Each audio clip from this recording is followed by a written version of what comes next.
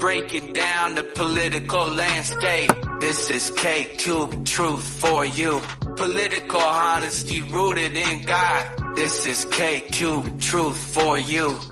Good evening. Welcome to KQ. I'm Ken. I'm Kevlon. Be sure to like, share, and subscribe. This is KQ the Truth for you.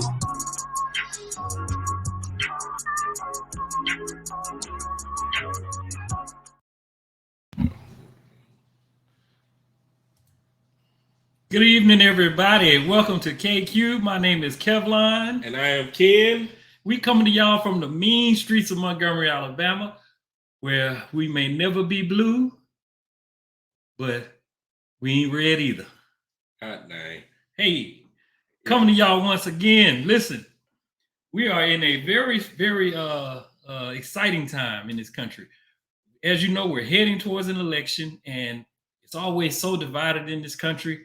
And there's always this sort of a preconceived notion that there's actually a comparable situation between Democrats and Republicans. So once again, we're here to help differentiate, give you our points of view on why we think this thing should not be close. If you're listening, the Democrats actually do stuff for you. The Republicans do not. They do stuff for big businesses and themselves, and that's just the way it is. But the media doesn't kind of go along with that. They would rather it be a horse race, because when there's a horse race, they can raise money, and that's the way they roll. It's a corporate environment there, so they're going to kind of make it as equal as they possibly can. Yep, shooting for the ratings. That's why they never took Donald Trump off of the menu. He remains on the menu to this day. Two-time loser. I don't know if y'all recall, but the dude lost the first time, the popular vote, that is. He lost the popular vote by 3 million votes against Hillary Clinton. Then he lost again against Joe Biden. And certainly since the overturn of Roe v. Wade, the Republicans have struggled to win any election where Roe v. Wade is on the ballot. It's just losing, but they still choose Donald J. Trump. Yeah, they have a pretty rabid base, man.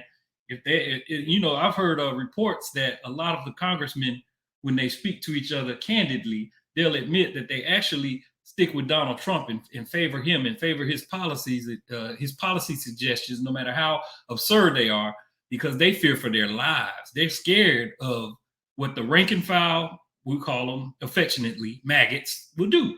They're scared of them in their AR-15s. You know what I'm saying? Yeah, and then if you're a MAGA today and then a rhino tomorrow, you're still traveling in the same circles. You ain't got no blue friend, no blue friends, no blue friends, no blue friends. And no matter how good of a policy the Democrats propose, you got to shoot it down. You got to shoot it down. As evidence, we hear a lot about how bad this border situation is. And of course, that started as soon as towards the end of Trump's administration. We had a surge at the border. So that wall didn't work. Newsflash. But the bill got proposed to help us get more border security agents, more judges to handle the cases, to more ability for the president and the administration to shut the border down, so there's no more amnesty cases to consider when you get to certain numbers. But the Republicans said no, because they want to argue about the border bill. So this is just an example. They won't let the Democrats do anything to help America if it's not going to help Donald Trump. Donald Trump owns the Republican Party. Anything that the Republican Party supports, it's got to have Donald Trump stamp. Now think about it. This is a guy with 91 felony counts. This is a guy who is a proven fraudster over and over and over, proven sexual assaulter, rapist, as the judge called him in that case. That ain't my words. That's the judge's words. Attack them. And it's shown you over and over that they can't govern. This is just not Donald Trump. This is all of the Republican administrations. If you can go back to Bush 1, Reagan, with Iran-Contra and all of that, the Republicans bring us to our knees, bring our economy to our knees, the country to its knees every single time, and the Democrats how to fish them out, and then they want to get the reins back again. But be it as it may, I have a clip that I want to play for y'all from my girl Stephanie Miller, who this clip is going to describe, if you look at the differences, like I said, it's not close. This is going to describe the differences between how seriously the Republicans take an administration versus how seriously, I should say, the standard that the Democrats are held to versus the standards that the Republicans are held to. We've been hearing about Hunter Biden, Hunter Biden, Hunter Biden. Well, the Republicans finally got Hunter Biden in front of a committee in the House. And in doing so, they wanted to sit up and trash him. But we had one of our alpha liberals, Eric Swalwell, make the comparison and show you just how absurd this is. Now, Hunter Biden has never served in any government agency or anything. Not one. He has no bearing on the government, but they drug him in front of a committee. And after 5 years of investigating him, they found nothing to charge him with. They were trying to impeach Joe Biden about it and everything. But just a couple of weeks ago, this is what they actually did. And this is part of the transcript my girl Stephanie Miller is going to read, because they didn't have a video. They wouldn't allow him to testify in public because the Republicans would have probably been embarrassed out of their minds. But here's what that said. It's just going to play over the air. Eric Swalwell was yesterday. First of all, he asked Comer, are you going to, what did he say here? He said, are you going to release the transcript? And he said, is it going to be in English or Russian? I mean, come on. That was funny. But also, but I love this exchange. He was talking to Hunter Biden, and he said, anytime your father was in government prior to the presidency or before, did he ever operate a hotel? No, he's never operated a hotel. So he's never operated a hotel where foreign nationals spent millions at that hotel while he was in office? No, he has not, Hunter Biden. Swalwell, did your father ever employ in the Oval Office any direct family member to also work in the Oval Office? My father has never employed any direct family members. Swalwell, while your father was president, anyone in the family received 41 trademarks from China? Biden, no. Swalwell, as president and leader of the party, has your father ever tried to install the chairperson of the party, a daughter-in-law, or anyone else in the family? Biden said no, but I don't think anyone in my family would be crazy enough to want to be chairperson of the DNC. Jamie Harrison's going to laugh really hard at that. Swalwell, has your father ever in his time as an adult been fined $355 million by any state he's worked in? Biden, no, he is not, thank God. Swalwell, anyone in your family ever strike a multi-billion-dollar deal with the Saudi government while your father was in office? Biden, no. Swalwell, that's all I've got. That's how you do it. That's how you do it. That's how you do it. All of those things Trump literally did. All of them. All of them. But it's so projection. That's why they have to go against Joe Biden the way that they're doing it. That's why they're going against Hunter Biden, why they're bringing up this crazy laptop crap and all that stuff, is because they're in to their eyebrows. They're up to their eyebrows in doo-doo. They've been doing all of this dirt this whole time. So in order to keep you from looking over here, we gotta force you to look over there. And in the right-wing media megasphere, nothing penetrates. No actual, when they see things that are like common sense knowledge, easy to figure out. Donald Trump obstructed justice when he was holding on to all those documents. I mean, you see it with your own eyes. You saw them people attack the Capitol on January 6th. You saw Donald Trump tweet, be there on January 6th, we'll be wild. You saw Clarence Thomas's wife busting people in.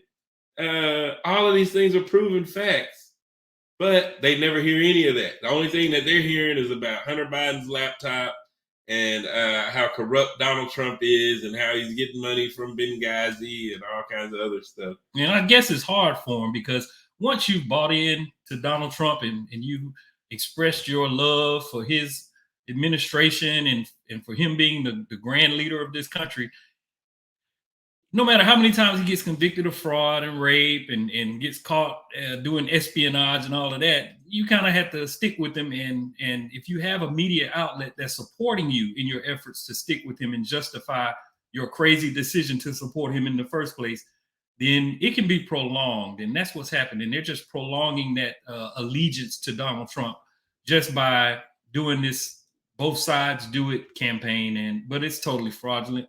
So we're going to go into a few more aspects. I also think Putin has a lot to do with it. I think Putin has helped train Trump, and he's gotten their media on this propaganda thing where as soon as information comes out about Donald Trump will come out with a denial, and then he'll get all the MAGA sphere on his back helping substantiate that denial, and then they come out with real similar accusations, unsubstantiated nonetheless, against Joe Biden, and they run with it from there. And it's like the media backs them, everybody backs them, and they've got this false equivalency, like these are two of the exact same thing. So why would you hate on Donald Trump when you know that he's a mighty fine guy and he did better on the economy than anybody else? And gas prices, y'all remember the low gas prices during, of course, the pandemic when nobody was going anywhere. Of course, the prices of gas dropped then, and then they shot back up when people started moving again. Supply and demand, baby, that's how that worked. But they use that as talking points, and they push the pain button every single time. And they're down at the border doing their thing hardcore right now. They wasn't down there last year, the year before. Now they're down there because it's election time. So, and then of course they wouldn't pass the bill. Yeah, so they've got to keep the border. Their own bill, the bill that they came up with. They wrote this thing. They had they said the second most conservative person in the whole GOP sat here and crafted this thing, and everything on the Republicans' wish list was in that bill. Nothing that the Democrats wanted was in that bill. Everything in there was all Republican wish list stuff, and they got everything they wanted. And then Trump said, "Nah, we don't need to solve the border, because if we solve the border, I won't win my election." So then they all jumped on board and said, "Oh, this is a bad deal." But Biden smacked him over the head last night in the State of the Union. Did he? And had him looking rather silly. Yeah. So we're going to go through a couple of these clips that we have, and then we're going to end this thing. So this is Mitch Landrieu. He works with the Biden administration. He's going to be doing his little comparison for y'all. All right. Check it. About this report. It is this ad hominem attack that questioned the president's capacity. And I want to speak to that very clearly, because I can testify, because I've been working very closely with this president for the past 2 years. I've been knowing him for 30 years. I have met with him personally. I have met with him with 2 people, 5 people, 10 people. I have been on trips with him, crisscrossing the country, rebuilding America based on this incredible infrastructure bill that was passed. And now, keep in mind, he's explaining to people just how coherent that Biden is in terms of his sharpness, his mental acuity, etc. All of the things that they've been beating up on Biden about, as far as being a doddering idiot. So, can't put 2 sentences together. Yeah, let them tell it. He can't speak to save his life. I'm telling you, this guy's tough. He's smart. He's on his game. And as Secretary Mayorkas said a minute ago, when you go in to brief the president, you better have your big boy pants on. And this kind of sense that he's not ready for this job is just a bucket of BS that's so deep, your boots will get stuck in. Yeah, understood. But Americans don't agree with what you're saying. In fact, our NBC News poll found that 76% of voters are concerned about whether the president has the necessary mental and physical health to be. Well, gee, what do you know? 76%. I wonder how that happened. Yeah. Well, if the media is sitting here every single day giving this thing legs, okay, they're not sitting here playing clips where Biden was sitting there jousting with foreign leaders and jousting with reporters and discussing topics and going through all of the details of intricate foreign policy issues. They don't show that when these questions come up. What they do is they ask the questions themselves. And then they go, 76% of the people, they believe this stuff. So as if that means that it's true. Well, guess what? It's not. The president for a second term. What is the plan to convince voters otherwise? Well, let's just say 2 things. This election is going to be about 2 men, but really 2 different visions for the country. President Trump just the other night confused what day of the week it was. He has confused who the leader of North Korea and China are. He's confused the leaders of Hungary and Turkey. By the way, Speaker Mike Johnson was on the other day, and he confused Iraq and Iran. And of course, President Trump doesn't know the difference between Nancy Pelosi and Nikki Haley. And oh, by the way, last night, President Trump saw fit to basically dump on Nikki Haley's husband, who is serving in the military right now because he hasn't around. That's what he continues to do. So the people of America are going to have to make a choice. Are they for a guy like Joe Biden, who wakes up every day thinking about the people of America, thinking about how to lift people up? Or are they going to be for Donald Trump, who has already said, and you can believe him when he says this, even though when his lips are moving, he's usually lying, that he is going to be engaged in revenge and taking us backwards? I think the choice is clear. You know what Joe Biden remembers? He remembers how to build 46,000 infrastructure projects. He remembers how to build one of the strongest economies in the world. He remembers how to make sure that the unemployment rate stays as low as it has for 50 years and to create 800,000 jobs. And that is why, let me just finish, that is why the president says, watch me. And the president has demonstrated an incredible amount of accomplishment in a few short years that outpace anything that Donald Trump has ever done, including creating 15 million jobs. People are watching him. And again, 76% of them have those concerns. And so do some of his donors. This is what the. So after all of that, now, first of all, there's been more jobs created in these 3 years and 3 months than the last 4 Republican presidents combined. Right. Okay, but after he lays out all of these details and facts about what Joe Biden is actually doing with infrastructure and everything else, what does she do? Well, 75% of people believe this. Well, knock yourself out. The facts are the facts. He's doing what he's doing. The presidency, let me tell you, it's not a thing where you have to get out and run a marathon every day or wrestle Hulk Hogan. This is a decision-making job. That's what you do as the president. And I think this president has shown his ability to make a doggone decision. Oh, yeah. So. Oh, yeah. And to get buy-in as well. He gets buy-in. That's right. So let's have no illusions. There will always be people in this country that are going to sit up and yap about Biden and yap about the Democrats. I mean, they dogged Obama out, even though Obama ushered in the longest sustained period of job growth in the U.S. history. And they handed over a Rolls Royce to Donald Trump, and he turned it into a Pinto. You leave my Pinto alone. A rusted Pinto, the one the Silver Skunk. My Badir used to have. The Silver Skunk. That one I drove to Mississippi, and that was his last trip. I think I left it out there. That thing got me through high school, baby. Took the Greyhound back. Yeah, I used to do donuts in that thing till the hubcaps came off it. Now, all of this stuff they do about Biden, talking about how much he's old and can't put 2 sentences together. With gee whiz, his running what do they call it? Competitor, his competition. Oh yeah. Let's take a look and see how he does. And I want you to ask yourself, how often do you hear that Donald Trump is a bumbling idiot? You don't hear it. Oh yeah. He has the best words. The best words. All of the best words. I know words. I have the best words.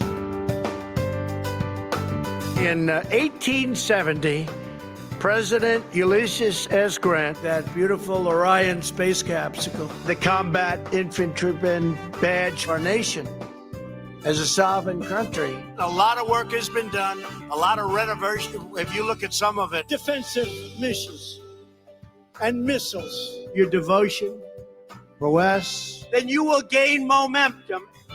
Heroin alone, if you look at the heroin epidemic, the federal government is conducting an aggressive investigation and to delegitimize. As bad as it is, it meant something by an anonymous, really anonymous. You're going to see some statistics coming out. Americans of all walks of life rose up. Assistant Secretary Girard and Surgeon General Adams, heart, lung, and liver transplants annually. Advising lawmakers, but China's their supply chain. This Russia thing with Trump, I hope they now go and take a look at the oranges of the investigation, the beginnings. And every single car out there, even the really expensive ones, and we used to have Radio Free Europe, Radio Free Europe, the Nazis, the invasion of Normandy, and the liberation of Europe. A brilliant star shone in the east, wise men traveled far. Really big beneficiaries. Whole state to be a sanctuary for criminal shield and shelter criminal. Look, wait. The members of our armed forces, and you understand that very well, and the internet, if you think about this, rich traditions of this convention, expectations in the House for the midterm and midterm year. Waive all applicable state taxes despite these obstacles, Karen. The Central Command response and crisis response, President Franklin Delano Roosevelt, as Hurricane Irma approaches. And he voted for Obama amnesty by a sleazebag lawyer named Abiante. That's what the United Nations is all about. Will not be tolerated any longer. Merry Christmas, everybody. We just have to say it. You know, we just said another stock market. You saw that, right? The stock market, and to replace chasms of distrust ever foisted upon the American people. And then they announced there was no buys, no. Seek real bipartisan solutions. Made a pivotal, really, and I mean this was pivotal. Reauthorized the 9/11 victims in April of 2014. Our Army manned the air.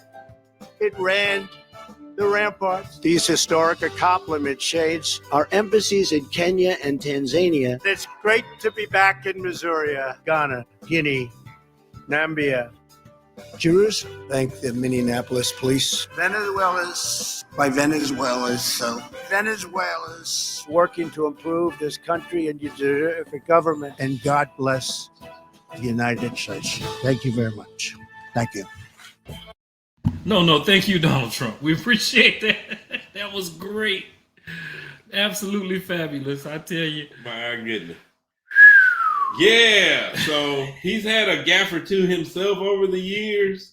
And that some of those go back, and they missed a bazillion of them. He does it every single time he speaks. Every time he throws something out there. Saudi Arabia. Venezuela's. Oh. Y'all didn't get that one. That was just my interpretation of it, you know. Yeah. Saudi Arabia, Russia, Look. Now, just keep in mind, now we make fun of him because he says he has the best words. Everybody makes mistakes. Every now and then, I even make one. And I don't apologize for it because I'm speaking and we speak and we mess up. Hey, it happens. But the thing is, if you're going to throw shade at everybody else, expect it to come back. Right. And it's not just his speech that we're talking about. I mean, his policies suck. They still want to do away with Obamacare. So that means they want to bring back pre-existing conditions and lifetime caps. Who wants to deal with pre-existing conditions again? I mean, come on. Right. He said he wants to defund schools if they do vaccine mandates. Oh. Yep. And he wants to make it so that little boys can't get circumcised anymore. And he wants to bring back the Muslim ban. He talked about the Muslim ban again. Oh, yeah. They deport every Mexican out of America. Not just Mexicans either. He's talking about doing mass deportation. Oh, yeah. Anything out of the Congo, you got to go. I mean, it's not, and he's talking about being a dictator on day one. And I don't, I know he was speaking somewhat tongue in cheek, but you got to understand what this guy's trying to do. What they're trying to do is replace, it's called Project 25, I think. This is a 500, 600 page document that goes through their plan and what they're looking to do with the federal government once Trump gets back in. They're looking to replace something like 60 to 70,000 government employees with basically sycophants. On one of our previous episodes, we had the old the application that they use to vet people for their loyalty to Donald Trump before they even get considered for a job. So it's not based on merit, it's based on your loyalty. And they're going to put people in every single branch of government, every single office of government, so that when Donald Trump wants to break the law, he'll have people sitting there to go along with him. He did not have enough people in place when he tried to stay in power the last time. He knows what the levels of government are now. So believe me, they're going to go through and find a way to get every single bit of leverage they can throughout the government so that they can make sure he gets to do whatever he wants to do. so that he can be dictator, not just on day one, but for the full term of his presidency and beyond. He's looking to reshape the whole structure of the United States from the inside out. This is the thing that we should be afraid of. This is not the same thing as Joe Biden, okay? Yeah, Joe Biden don't have no brown shirts. Nah, Joe Biden don't suck up to dictators. Not at all. Right now, Trump is kicking it with Orban, the Hungary's dictator. You know, I mean, he loves them to death, and there's no telling what classified information he's passing over to him. He probably copied all of the documents that he stole from the White House when he left, and who knows what he's giving him right now. I mean, and he's compromised. He's in debt for $500 million just on these last 2 lawsuits. Yeah, I was just gonna say he need a little cash. That E. Jean Carroll. E. Jean Carroll. He didn't put up the money. He didn't have the cash to put up the 91 million so that he could appeal the E. Jean Carroll case. The rape case. Yeah, the rape case. That one. The one where he got adjudicated as a rapist. Right.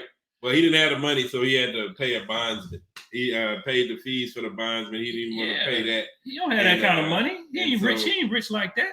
So basically, what that does is instead of Donald Trump having to put up his own cash, so that it was at the deadline. It was like the 11th hour. He came in and put the money up, or he put up the bond. So now the onus, instead of if Trump never put the bond up, E. Jean Carroll could have immediately tomorrow morning started going after his bank account, seizing assets, doing the whole 9 yards. Well, now they just basically, the bond company is the one, the insurance company is the one that's going to go after Trump's assets if he loses the appeal. So the money, either way, at this point, the money is in the government's hands. They're going to immediately transfer the bond company's money to E. Jean Carroll as soon as Trump loses that appeal. And then the bond company is going to be up to them to go after Trump to seize the assets. And E. Jean Carroll is going to be paid in full and chilling like a villain. Now, just so y'all don't think that we're just hyper partisan here, let me explain something to you. And I want you to picture this. Barack Obama gets adjudicated as a rapist and has to put up $91 billion so that he can appeal his case. Now, first things first, I would not like Obama if that was the case. Right. I would stop liking him. Exactly. He's my guy now, but I tell you, I would look at Obama like he done lost his doggone mind. How do you get caught up to where you can't get yourself out of a $91 million liability for having raped a woman in Bergdorf Goodman back in the day? Right. I mean, that's not the kind of person I would support. Not me. I wouldn't do it a day. But MAGAs, oh man, it don't matter. No doubt. He could shoot somebody on Fifth Avenue, and that's old news. Yeah, he can horseface Stormy. All right. So let's get into this last clip here. We just want to give y'all a little bit of what we saw last night of our guy, the guy who is running for president on the Democratic ticket. He's gonna just, for those of you who missed the State of the Union, I thought it was pretty good, but this is just a little highlight clip. We're gonna go through it and then we're gonna sign off, y'all. Look over here, Mr. President. I know it may not look like it, but I've been around a while. Good evening. If I were smart, I'd go home now. Bipartisan bill with the toughest set of border security reforms we've ever seen.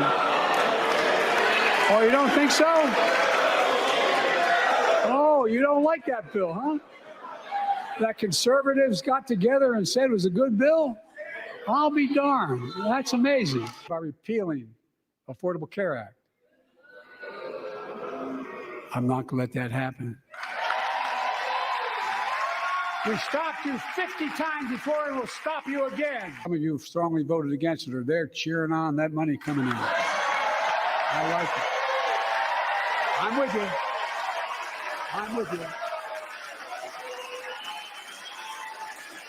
If any of you don't want that money in your district, just let me know. Republicans can cut Social Security and give more tax breaks to the wealthy. I will. That's the proposal. Oh, no. You guys don't want another $2 trillion tax cut? I kind of thought that's what your plan was. Well, that's good to hear. The Federal Chamber of Commerce is, yeah. You're saying low. Look at the facts. I know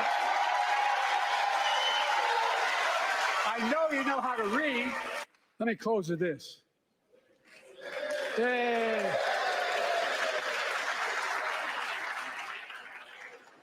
I know you don't want to hear any more, Lindsay, but I got to say a few more things.